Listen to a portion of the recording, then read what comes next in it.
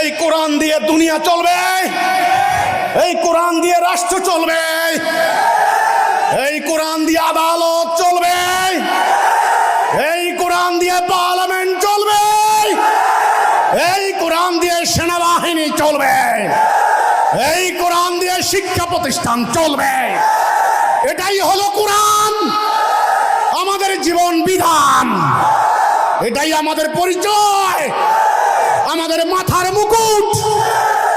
মানব রচিত রাষ্ট্র ব্যবস্থাকে না বলুন, এই প্রতিবাদী স্লোগানকে সামনে রেখে গাজীপুর জেলা ও মহানগর হিজবুত তৌহিদের আয়োজনে অনুষ্ঠিত হল এক বর্ণাঢ্য ও প্রাণবন্ত কর্মী সভা।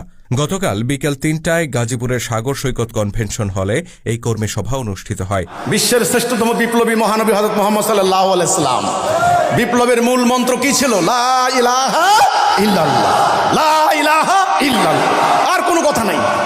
লা ইলাহা ইল্লাল্লাহ দিয়ে ভিক্ষা করে না কিনিয়া, এই লা ইলাহা ইল্লাল্লাহ দিয়ে রণাঙ্গনে বিজয় লাভ করেছে, লা ইলাহা ইল্লাল্লাহ দিয়ে দুনিয়া শাসন করেছে।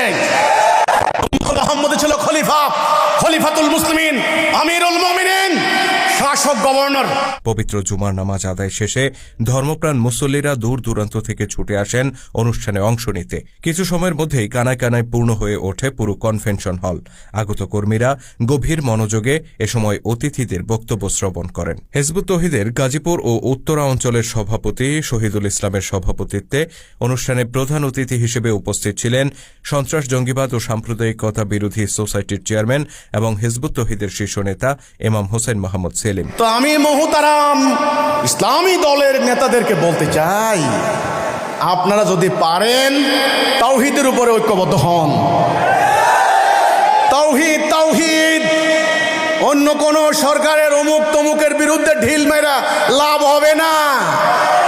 তাওহীদ, রাসূলুল্লাহ যে ঐক্য করেছেন, তাওহীদের উপরে ঐক্যবদ্ধ করেন, আল্লাহর দেওয়া কর্মসূচি অনুসরণ করেন, তবে ইসলাম প্রতিষ্ঠার স্বপ্ন দেখেন, না হলে স্বপ্ন দুঃস্বপ্নই থেকে যাবে।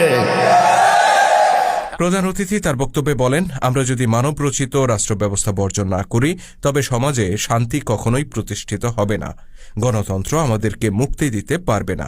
আমাদের উচিত ব্যক্তিগত জীবন থেকে শুরু করে রাষ্ট্রীয় পর্যায় পর্যন্ত প্রত্যেকটি জায়গায় আল্লাহর হুকুম প্রতিষ্ঠিত করা, তবেই সমাজে শান্তি প্রতিষ্ঠিত হবে, মানুষ দরজা খোলা রেখে ঘুমোতে পারবে।